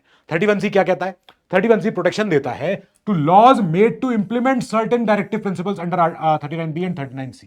39B क्या कहता है, उस कंगे को सब जगह बांटना। 39C कहता है प्रिवेंशन ऑफ कॉन्सेंट्रेशन ऑफ वो कंगा in only a few hands. ठीक है, वो कंगा मेरे पास होता तो मैं सबसे हैंडसम व्यक्ति होता, मान लेते हैं, चलो वैसे तो मैं नहीं हूं। अब if a law is enacted to achieve these objectives, कौन से, 39B और C, it can not be challenged on the grounds of violating क्या, राइट टू इक्वालिटी, या राइट टू फ्रीडम, या राइट टू प्रॉपर्टी कह लो। अब तो अब यहां पे केशवानंद भारती केस तक हमने कहानी दूसरी समझी थी। केशवानंद भारती केस में यह बोला गया कि validity but limited its application. हम भैया जो तुम ये 31C कर रहे हो ना, ये 31C तुम्हारा सही है, हम मान लिए। सुप्रीम कोर्ट ने कहा वेरी गुड, जीनियस हो तुम बेटा, सरकार तुम मान तो रहे हो, तुम पढ़ाई लिखाई समझ गए हो, आईएएस सही आ रहे हैं इस बार, मतलब ऊपर तो सही कानून बन रहे हैं ऊपर। अब यहां पे सुप्रीम कोर्ट ने कहा ठीक है, मान ली तुम्हारी बात। अब मिनर्वा मिल्स केस में सुप्रीम कोर्ट ने बोला कि बेसिक स्ट्रक्चर है बेटा, हमने जो 1973 में 24 अप्रैल को दिया था वो एक डॉक्ट्राइन दी थी, वो क्या है, BSD, बेसिक स्ट्रक्चर की डॉक्ट्राइन। अब इस BSD का मतलब क्या है, अगर संविधान की मूल भावना छेड़छाड़ हुआ है और उसमें कोई कानून डाला गया जो 9वें शेड्यूल में डाला हुआ है, जिसकी वजह से 31C जो है बचा रहा है उन कानूनों को, तो हम उन 9वें शेड्यूल में जो कानून डले हैं after 24 April 1973, after this judgment of Kesavananda Bharati, हम उस कानून को उखाड़ देंगे, हम उस कानून को निकाल देंगे, अगर वो संविधान के बेसिक स्ट्रक्चर की वो कर रहा होगा अवमानना। ठीक है, फंडामेंटल राइट्स, कुछ भी चीजें हैं, आप दे कैन नॉट बी एब्रोगेटेड, कुछ नहीं हो सकता है। अब ठीक है भैया, ये चीज है। अब यहां पे हमने कहा लाओ साहब हो गया, चल रही कहानी। अब चलो ऐसे लोगों की तरफ जो थोड़े हाई प्रोफाइल है, मान लेते हैं मैं बहुत ज्यादा हाई प्रोफाइल हूं, ठीक है चलो नहीं हूं खैर। तो अब क्या है, दिल्ली हाई कोर्ट ने अभी अभी बोला जैकी श्रॉफ साहब को कि मालिक आपकी जो आवाज है, आप जो भेड़ू भेड़ू बोलते हो, तो ये आवाज आपकी है, यूनिक है, मान लिया आपका नाम, आपकी वॉइस, आपकी फोटो, आपकी लाइकनेस आपके जैसे मिलता जुलता कोई व्यक्ति, ठीक है, तो आपके पास है फंडामेंटल राइट। किस चीज का? आपके पास राइट है personality rights. For example Amitabh Bachchan ji की आवाज, अनिल कपूर जी की आवाज, या रजत जो हमारे हैं, जो हमारे एंकर हैं, तो या अरिजीत सिंह जो हैं, जो सिंगर हैं, या मैं हूं, तो अगर मेरी वॉइस कोई कॉपी कर रहा है, अगर मेरा जैसा कोई हुलिया लेके कोई व्यक्ति कहीं जा रहा है किसी दूसरे डैश एकेडमी कहीं कुछ भी, ठीक है, तो ऐसे केस में क्या हो रहा है कि प्रॉब्लमेटिक चीज है, ये पर्सनैलिटी राइट मेरे खो रहा है। Personality rights protect the names, image and voices of well known individuals, mainly celebrities हो, फ्रॉम मिसयूज ऑफ प्रॉफिट। ठीक है, यहां पे भी डीपीएसपी फंडामेंटल राइट आ जाते हैं। अब कई सारे जो लोग चर्चित होते हैं, रिनाउंड पर्सनैलिटीज होते हैं, ये क्या करें, ये अपना नाम अपना रजिस्टर करवा लें अपने, ताकि आपके पर्सनैलिटी राइट्स जो है आपके सुरक्षित हो सकें, आपका मिसयूज नहीं हो, आपके आवाज का, आपकी कोई चीजों का। सेलिब्रिटीज क्या करते हैं, अपने कुछ कुछ चीजें, जैसे उनका कोई ट्रेडमार्क है, उनका कोई स्टाइल है, उनका कोई और तरीका है, उनका जैसे अलग सर के, अभी आपने देखा होगा एक रेप्लिका, अभी अलग सर की आपने कॉपी देखी होगी, जो वो कॉपी एक दूसरा व्यक्ति है, ठीक है, तो ऐसे केस में क्या हो रहा है, अलग सर क्योंकि एक वेल नोन पर्सन है, बहुत ही ज्यादा वेल नोन पर्सन है, अब क्या हो रहा है कि उनकी जैसी नेम, उनका जैसा वॉइस, उनकी जैसी इमेज, उनके जैसी लाइकनेस, उनके जैसा दिखने वाला कोई व्यक्ति कहीं और जाके अगर कुछ मिसयूज कर रहा है, कोई प्रॉफिट अपने काम कर रहा है, that means that's the violation of अलग सर के अपने पर्सनैलिटी राइट्स। ठीक है, ये बहुत इंपॉर्टेंट है। नाउ अलग सर का जो हेलो बच्चों है, अलग सर जब बच्चों से बात करते हैं और जब शुरू करते हैं तो हेलो बच्चों बोलते हैं। दैट हेलो बच्चों इज आइकॉनिक, बच्चे उससे कनेक्टेड है, बच्चे उस बात को मानते हैं। अब ऐसे में कोई व्यक्ति दूसरा आ जाए और वो बोले कि हेलो बच्चों और ये सब बोले, वो क्या कर रहा है, वो अलग सर की आवाज कॉपी कर रहा है, अलग सर का स्टाइल कॉपी कर रहा है। That's a problem. अब हमारे पर्सनैलिटी राइट्स के कहां पे जिक्र है, फंडामेंटल राइट में सबसे पहले आ जाते हैं, वही है, क्योंकि 19(1)(a) हमारा कहता है freedom of speech and expression. अच्छा भैया, जो आदमी कॉपी कर रहा है उसके पास भी तो फ्रीडम ऑफ स्पीच है, वो भी तो कर सकता है, क्या दिक्कत है उससे। अब कॉपीराइट एक्ट है, लेकिन फंडामेंटल राइट तो भले ही उस कॉपी कैट के पास, लेकिन उसके पास कॉपीराइट एक्ट नहीं है। ये क्या हुआ सर, एक्ट, ये तो हमारा कॉपीराइट एक्ट हो गया, ट्रेडमार्क एक्ट हो गया, ठीक है। अब कई सारे अब ऐसे ये जो दो एक्ट्स हैं, इनकी वजह से क्या हुआ है, कुछ कुछ जजमेंट भी आए हैं। तो इन दोनों एक्ट की वजह से हम क्या देखते हैं, एक moral right to authors and performers, including क्या, एक्टर, सिंगर, म्यूजिशियन, डांसर, इन लोगों के पास अपना मॉरल राइट है। ये राइट क्या है, इंक्लूड करता है कि हमारा काम हमने कुछ किया है तो हमको उसके बदले क्या मिले, हमको उसके बदले पैसा मिले, और हमको उसके बदले क्रेडिट मिले कि ये मेरा काम है। Preventing others from damaging it. आप जब गन्ने की दुकान पे जाते हो अपने आपके गली में, शहर में, अभी तो गन्ने वाले आ गए होंगे, तो अपने गन्ने वालों की दुकानों के आगे आपने कई सारे फोटो देखे होंगे, कैटरीना कैफ के, सलमान खान के, कभी किसी के कोई फोटो उनकी फोटो होती है, हाथ में आगे फोटोशॉप करके गिलास लगा होता है गन्ने का, और क्या लिखा होता है, पीयूष जूस सेंटर, कुछ भी, गन्ने का रस, और एकदम आइकॉनिक सेंटर, कुछ भी कह लो आप उसको, जो भी नाम होते होंगे, जो भी है, ठीक है। अब ऐसे केस में क्या है, वो सलमान खान ने उसको ऐड करने के पैसे तो लिए नहीं है, सलमान खान को पता भी नहीं है कि कहाँ ऐड चल रहा है, मेरी फोटो कहाँ लग रही है यार, गन्ने की दुकान के आगे लग रही है, और वो व्यक्ति जो है जिसका वो गन्ने की दुकान है, अपने गन्ने के जूस की दुकान है, वो व्यक्ति पैसा कमा रहा है। अब भले ही वो उस ऐड से पैसा नहीं कमा रहा है, अपने आगे फोटो लगा के कटरीना कैफ के और प्रियंका चोपड़ा के और इनके शाहिद कपूर के फोटो, करीना कपूर के फोटो लगा के वो अपना क्या कर रहा है, उसने दुकान के ऊपर अपने पोस्टर लगा लिए और उसने लिख दिया कि साहब हाँ बड़ा बड़ा गन्ने का जूस सेंटर है, ये सेंटर है ब्रह्मांड का गन्ने का जूस का, वो उसका। तो ऐसे केस में अब क्या हुआ, यहाँ पे ये लोग जा सकते हैं, जो एक्टर्स जिनकी फोटो लगी है वहां कि फोटो हटा मेरी, हटा यहाँ से, मैं तेरे कब आया भाई, मैंने कब तेरा गन्ने का ऐड कर दिया। तो ऐसे केस में भले ही चलो वो तो गन्ने के जूस के लिए कोई कुछ बोलेगा नहीं, पर लेकिन क्या है, ये एक कॉपीराइट एक्ट है, एक्ट का उल्लंघन है कि भाई मैंने एक म्यूजिशियन, एक एक्टर, एक सिंगर, कुछ भी, डांसर, जो भी कह लो आप उसको, तो मेरा अधिकार था मेरे कोई काम के बदले मुझे क्रेडिट मिलने का, और मेरे चीजों का मिसयूज नहीं हो, मेरे चेहरे का।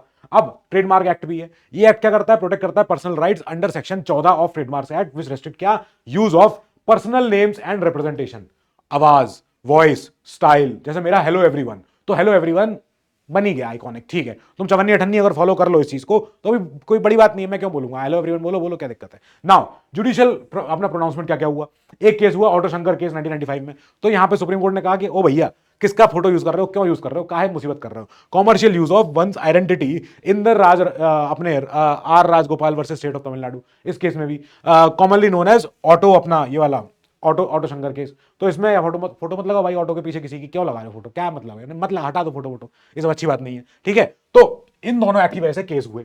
अब चलते हैं offence under SC ST law, ये भी एक केस हुआ। सुप्रीम कोर्ट ने बोला कि नॉट ऑल इंसल्ट्स या threats to SCs and STs जो अपने they qualify as offences under the SC and ST prevention of atrocities act 1999।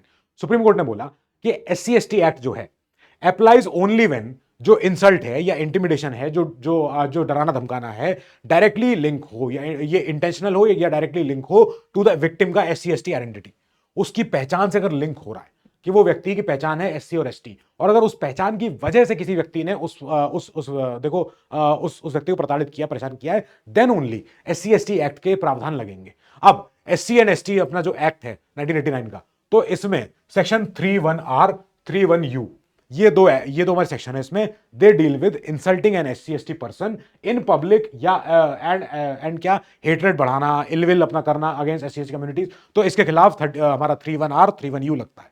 अब ये प्रिवेंट करता है कमीशन ऑफ ऑफेंसेस, कैसे वाले, atrocities against the members of SC ST community, ठीक है। It provides for punishment for offences of atrocities committed against SC and ST, ठीक है, ये एक्ट के अंदर ही पनिशमेंट है। अब यहां पे सेंट्रल सरकार के पास पावर है कि आप रूल्स बनाइए carrying out the purpose of this act, ठीक है। ये जो एक्ट है is implemented by respective state सरकारें and UTs which are provided due central assistance under क्या, अंडर द अपना centrally sponsored schemes for effective implementation of provisions of act. यानी इस एक्ट के अंदर केंद्र सरकार को, स्टेट सरकारों को पावर है कि मेक योर रूल्स, कि आप कैसे किसी को पनिश कर रहे हो, क्या क्या रास्ते हो सकते हैं पनिश करने के, क्या क्या तरीके, ठीक है। अब क्या क्या है इसमें, जो हमारे संवैधानिक प्रावधान है वो कहां पर है, 15 क्लॉज 1, 16 क्लॉज 4, 17, 23, 46, इसके बाद 330, 332, ये सारे के सारे प्रावधान है क्या, कि हमने संवैधानिक प्रावधान दिए हैं SC और STs को, ठीक है। अब ये बहुत जरूरी हो गया, हमने कहा ये अगर नहीं देंगे तो प्रॉब्लम बढ़ती जाएगी। तो संविधान में हमने कहा SC STs का, हमारे देश का वीकर सेक्शन है, उसके खिलाफ कोई ऐसी आवाज नहीं हो जिससे कि हेट्रेट पैदा हो, उस व्यक्ति को कोई इंसल्ट नहीं करेगा, उस व्यक्ति को कोई SC ST होने की वजह से कोई उसके ऊपर कोई एट्रोसिटी नहीं करेगा, खत्म हो गई बात, बस ये बात है। अब इन्होंने कहा सुप्रीम कोर्ट ने कि हर कोई इंसल्ट या हर कोई थ्रेट SC ST एक्ट के दायरे में ऑफेंस नहीं कहलाई जा सकती, ठीक है। Right to be forgotten. अब सुप्रीम कोर्ट ने कहा आओ जरा चलते हैं, ये यूरोपियन अपने अधिकार होते हैं, हमारे यहां भी चाहिए ये। सुप्रीम कोर्ट ने कहा we are agreeing to hear क्या, एक ऐसा केस जो कि लैंडमार्क होने वाला है, right to be forgotten, right to erasure, कि मेरी पहचान मिटाओ, नहीं चाहिए भाई मुझे तुम्हारे रिकॉर्डों में अपना नाम, मैं भूलो मुझे। तो अब ये क्या है, right to be forgotten can be loosely described as right to remove once digital footprint where it violates क्या, राइट टू प्राइवेसी। इंडिया में अभी तक कोई कानूनी प्रावधान, कोई कानूनी फ्रेमवर्क नहीं है। पुट्टस्वामी जजमेंट में हमने प्राइवेसी की बात कर ली है, हमने इतना कर दिया है कि भाई राइट टू लाइफ एंड अपने लिबर्टी के अंदर, right to life, equality, freedom of speech के अंदर हम प्राइवेसी इंक्लूड कर रहे हैं। हमने कहा ये जो आर्टिकल्स हैं इनके तहत हम प्राइवेसी होते हुए देखना चाहते हैं, ठीक है, प्राइवेसी होना सही है।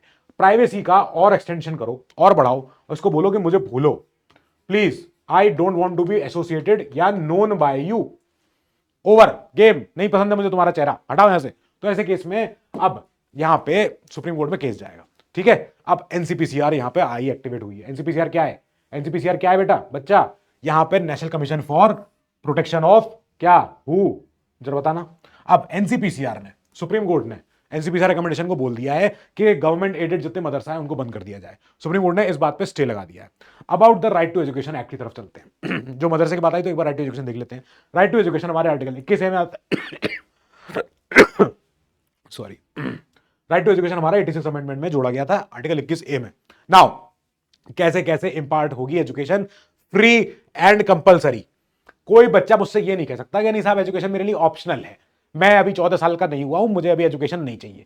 अरे बेटा चुपचाप जाओगे स्कूल, अभी जाना पड़ेगा। ये फ्री मिलेगी और कंपलसरी भी मिलेगी, कोई इसमें दो राय नहीं होगा। 6 से 14 साल के बच्चों को कंपलसरी एजुकेशन, बेसिक एजुकेशन चाहिए, यानी 14 साल तक मैं मान के चल रहा हूं 8वीं क्लास तक की education you have to have it. There is no alternative to not having education. कोई अरे क्या बात कर रहे हो आप, एजुकेशन तो करनी पड़ेगी। अब यहां पे जब राइट टू एजुकेशन की बात आई, हमने कहा क्या हो गया, यह जो हमारा एजुकेशन एक्ट है, 25% reservation to disadvantaged sections of society, इनको मत भूल जाना। यहां पे डिसएडवांटेज ग्रुप क्या क्या हो सकते हैं, इंक्लूड क्या, एससीज, एसटीज, एसईबीसीज, हमारे डिफरेंटली एबल्ड, ये लोग जो कि डिसएडवांटेज्ड ग्रुप है। अब section 1 clause 4 of the RTE ये क्या कहता है, subject to the provision of article 29 और 30। 29 और 30 किसके लिए हैं, 29 और 30 ये किसके लिए हैं, दोनों के दोनों, ये हैं दोनों के दोनों for minority institutions, minority institutions, ठीक है, माइनॉरिटी इंस्टी लिख रहा हूं मैं, आईआईटीज में इंस्टीट्यूट ऑफ टेक्नोलॉजी को इंस्टी बोल देते हैं सिंपल, ठीक है। तो माइनॉरिटी इंस्टी अगर कोई है, क्योंकि वो आर्टिकल 29 और 30 की वजह से पैदा हुआ है, क्योंकि माइनॉरिटीज के पास ये हक है अपना अपने आप से कॉलेज बनाने का, स्कूल बनाने का। तो अब इन जो स्कूल बने हैं, यहां जरा देख लेते हैं, subject to provision of minority rights, ठीक है, उनके संस्थान of the constitution, the provision of this act RTE act shall apply to conferment of rights. कौन से राइट्स, जो बच्चे पढ़ाई कर रहे हैं यहां पे फ्री कंपलसरी एजुकेशन पा रहे हैं मदरसा के लिए, ठीक है। अब मदरसा एजुकेशन चल रही है वहां पे, एनसीपीसीआर ने कहा अरे साहब क्या हो रहा है, कोई एजुकेशन नहीं हो रही है, बंद करो। सुप्रीम कोर्ट ने कहा चुप हो जाओ तुम, अभी देख रहे हैं हम। अब सेक्शन 1 क्लॉज 5 ऑफ आरटीई ये कहता है, nothing contained in this act shall apply to madrasas, Vedic pathshalas और एजुकेशनल ऐसे संस्थान जो प्राइमरीली इंपार्ट करते हैं रिलीजियस एजुकेशन। समझ में आई बात क्या हो रहा है। हमने कहा ये अगला पॉइंट नीचे आ जाना चाहिए था, चलो खैर आ जाएगा, एडिटिंग में आ जाएगा। नाउ हमने कहा सेक्शन 1 जो आरटीई का है, ये आरटीई एक्ट शुरू हुआ ही सेक्शन 1 से, जिसमें लिखा हुआ कि ये सब हम जो पूरा आगे आरटीई एक्ट में बखान करने वाले हैं, ये सब इन 3 जगहों पे नहीं लगेगा। कहां कहां पे, मदरसा, वैदिक पाठशाला और एजुकेशन इंस्टीट्यूशन जहां पे प्राइमरीली रिलीजियस इंस्ट्रक्शन इंपार्ट होते हैं। तो अब ऐसे संस्थान जो वैदिक पाठशाला हो गई, मदरसे हो गए, कुछ और ऐसे कॉलेज हो गए जहां पे बेसिक एजुकेशन जो है वो रिलीजियस इंस्ट्रक्शंस में तब्दील हो चुकी है, तो उन जगहों पे आरटीई एक्ट नहीं लगेगा। अब आर्टिकल 29 और 30 क्या कहता है, ये है securing the rights of minorities and minority run institutions, उनके लिए थे। चलो साहब ठीक है, राइट टू फ्री फूड। अब वर्ल्ड फूड डे, खाना, भूख, ये टॉपिक जब आता है ना मुझे थोड़ा सा अजीब सा लगने लगता है। ऐसा नहीं कि मैं भुक्कड़ हूं, वो तो मैं हूं ही खैर, बट द इशू इज के everyone should have the right to food, ठीक है। वर्ल्ड फूड डे तो अक्टूबर 16 को मनाया जाता है, serves as a vital reminder of global commitment to achieve जो फूड एंड न्यूट्रिशन सिक्योरिटी। देश में कई सारे ऐसे लोग हैं जिनको खाना मिलता है खाली दोपहर में, वो शाम को नहीं खा पाते। तो राइट टू फूड हमारे यहाँ पे जोड़ा गया। राइट टू फूड हमारे यहाँ, राइट टू फूड एक लीगल राइट है हमारे यहाँ, रिकॉग्नाइज्ड है अंडर जो हमारा 1948 का यूनिवर्सल डिक्लेरेशन हुआ था ह्यूमन राइट्स का। तो यूडीएचआर का आर्टिकल 25, यूडीएचआर एक दूसरा यूनिवर्सल डिक्लेरेशन ह्यूमन राइट्स का, ये इंडिया का नहीं है, ठीक है। यूडीएचआर बाहर के सारे देशों ने मिलकर बैठा, हम भी उसमें शामिल हुए, हमने कहा ये हमारे लिए भी अच्छा है, ये हमें भी चाहिए, हम भी इसके पार्टी बनेंगे, ठीक है। तो आर्टिकल 25 उसका कहता है कि राइट टू फूड सबके लिए, खाना सबको मिलना चाहिए, क्योंकि भूख जब होती है ना कुछ नहीं अच्छा लगता, भूखे पेट ना होए भजन गोपाला, और बेबसी होती है। सबसे क्यूट चीज भी सबसे बुरी लगती है जब पेट में दाना नहीं होता। सो ठीक है, जब लोगों के पास खाना नहीं होगा, चीजें नहीं होंगी, तो आगे वो कुछ अगले अपने मील के लिए वो एफर्ट नहीं कर सकता। जब उसको अभी उसके पेट में दाना नहीं है, वो अपने आगे की मील के लिए वो काम भी नहीं कर पाएगा। वो बेबसी सबसे भयंकर होती है, और वो हर दिन हमारे यहाँ देश में लोग फेस करते हैं, ठीक है। आर्टिकल 11 हमारे कौन सा, economic, social and cultural rights का एक कन्वेंशन हुआ था, इंटरनेशनल कन्वेंशन, उसका भी यूडीएचआर का आर्टिकल 25, हमारा आईसीसीसीआर, हमारा आईसीईएससीआर का हमारा आर्टिकल 11, ये हमने देखा होते हुए। सो 3 मेन एलिमेंट है of the right to food. वो क्या है, पहली बात तो मिले, भरपूर मिले और सही मिले, ठीक है। एक्सेसिबिलिटी ऑफ फूड, कि जैसा मिले अच्छा तो मिले। PUCL versus union of India, ये केस हुआ 2001 में। सुप्रीम कोर्ट ने कहा right to food right to life है, ये तो रहेगा, हमारा फंडामेंटल राइट है, सॉरी फुलफिल करो, हम नहीं जानते। कोई व्यक्ति भूखे पेट नहीं जा सकता, वो जिंदा नहीं रह सकता। खाने के बिना कोई कितना ही आप सोच सकते हो किसी के लिए, ठीक है। Right to form trade union in India, ना उनकी तरफ चलते हैं। तो सैमसंग के जो वर्कर्स हैं तमिलनाडु में, वो प्रोटेस्ट कर रहे थे, और प्रोटेस्ट कर रहे थे कि साहब हमारी क्या तनख्वाह है, हमारे क्या ये काम करने के तरीके हैं, ये सब जो है हमें सब चेंज करो, सिस्टम चेंज करो। तो सैमसंग के वर्कर्स ने और हमारे तमिलनाडु के हमारे सारे जो लोग थे वहां पे, उन्होंने कहा कि ये तो क्या हो रहा है, ट्रेड यूनियन हो गई इनकी, तो ये तो पूरा यूनियनबाजी हो रही है, ये गलत है, वो गलत है। सुप्रीम कोर्ट ने कहा बेटा हाँ सुन रहे हैं हम, ठीक है। तो ट्रेड यूनियन आर्टिकल 19(1)(c) बहुत इंपॉर्टेंट है, ठीक है। अब 19(1)(a) क्या कहता है, आपका मन है बोलो, पर अच्छे से बोलना, किसी का बुरा मत कर देना। With the state having the authority to impose restriction, कहां पे, जहां पे भी सर्टेन सर्कमस्टांस ऐसे हो जाए कि साहब इमोरलिटी नहीं होनी चाहिए, देश के फ्रेंडली रिलेशन नहीं खराब होने चाहिए, हमारे सोसाइटी का जो मोरालिटी है, पब्लिक ऑर्डर है, वो भंग नहीं होना चाहिए, तो आप बोल लो, कुछ भी कह लो। फिर 19(1)(c) आ गया हमारा, right to form association, union, cooperative societies. 19(4) आ गया हमारा, ये क्या है, स्टेट में इम्पोज रीजनेबल रिस्ट्रिक्शन, कहां कहां पे, ऑन दिस राइट, क्या करने के लिए, public order, morality, national sovereignty, इस पर कोई अटैक नहीं होना चाहिए। 43A भी हमारा यही कहता है।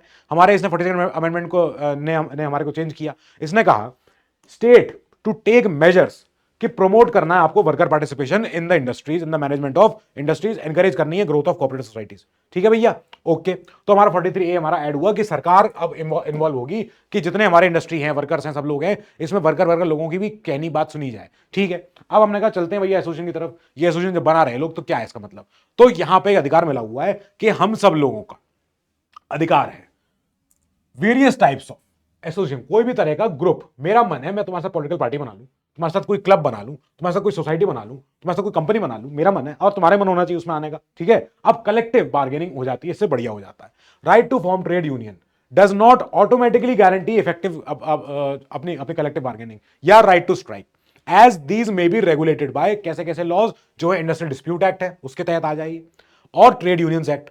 तो अब क्या है, अगर लोग इकट्ठे हो गए, वर्कर सारे इकट्ठे हो गए कि तुम चला के दिखाओ कंपनी, तो ऐसे केस में कंपनी बोलेगी क्या है यार आदमी, तुम लोग को बोला मैं हमने कि हम तुम्हारे साथ ट्रेड यूनियन तुम बना लो, तुम्हारा कोई अपना कोई प्रतिनिधि मंडल लेके आ जाओ, और उसको वर्कर उसको के अपने प्रतिनिधि मंडल को हम बैठा लेंगे बोर्ड में, क्या दिक्कत है, कौन सा बड़ा काम है। तो ऐसे केस में अब ये वर्कर बोले कि पैसे बढ़ाओ, और पैसे हमारे कैसे होंगे, कंपनी के डायरेक्टर जितने बड़े होने चाहिए पैसे सबके। कंपनी बोलेगी पागल हो क्या कर रहे हो यार। तो ऐसे केस में अब क्योंकि आपने एसोसिएशन बना ली है, तो इसका मतलब ये नहीं है कि आपके पास अपने आप से स्ट्राइक करने का मौका मिल गया, या आपके पास अपने आप से कलेक्टिव बार्गेनिंग आप लड़ने लग गए, नहीं साहब पैसे बढ़ाओ।